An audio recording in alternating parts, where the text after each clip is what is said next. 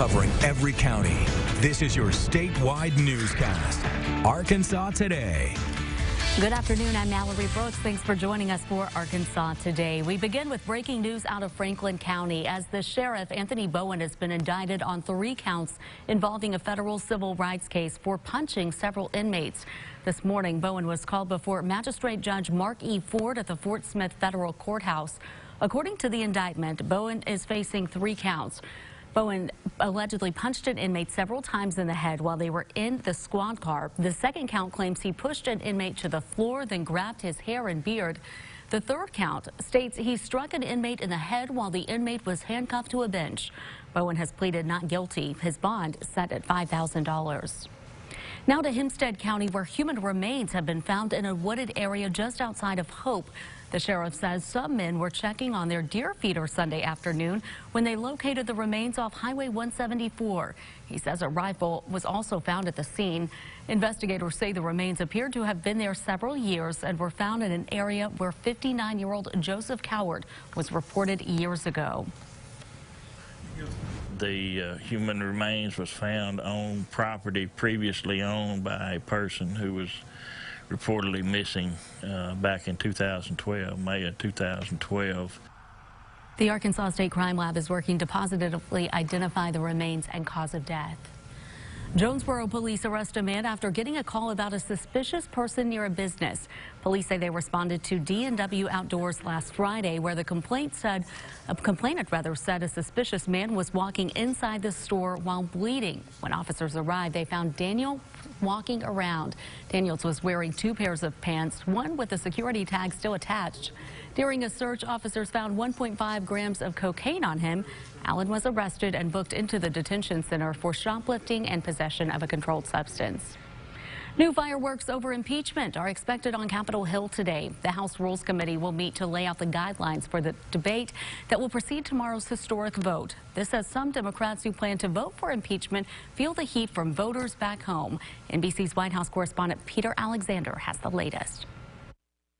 24 hours out from a vote that would make Donald Trump only the 3rd president to be impeached, a growing list of House Democrats from competitive districts say they will vote in favor of impeachment. It is because of this oath that I will be voting yes on both articles of impeachment. The decision's drawing mixed reviews. Please let her be heard. I made this decision out of principle and out of a duty to protect and defend the Constitution. I feel that in my bones. If the president is impeached, it goes to the Republican-controlled Senate for a trial, where Democrat Chuck Schumer is amplifying his call for several current and former Trump administration officials to testify, including acting Chief of Staff Mick Mulvaney and former National Security Advisor John Bolton, both blocked by the White House from participating in the House hearing. Do they want a fair, honest trial that examines all the facts, or do they want a trial that doesn't let the facts come out? For his part, the president's defending his personal lawyer, Rudy Giuliani, who recently returned from another trip to Ukraine, again trying to dig up dirt on the Bidens. He's a great person who loves our country, and he does this out of love. Believe me, he does it out of love.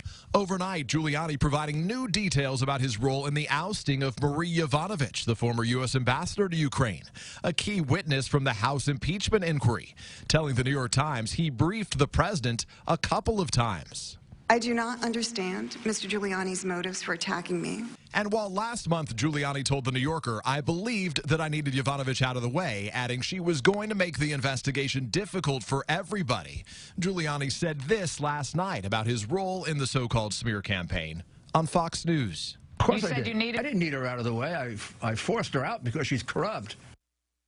And today, the House Democrats on the Rules Committee are going to lay out what debate on the House floor will look like ahead of tomorrow's line vote, and ultimately how long that debate will last. Josh Duggar has less than 24 hours to answer questions involving a real estate lawsuit. The lawsuit stems from Carl Eccles purchasing 5 acres of land from his cousin, Edward Lewis, in 2006. In 2016, when Eccles tried paying the property tax, he found out the property was owned by Duggar. Eccles reported Duggar has never visited the property and the land was illegally sold and purchased without his knowledge.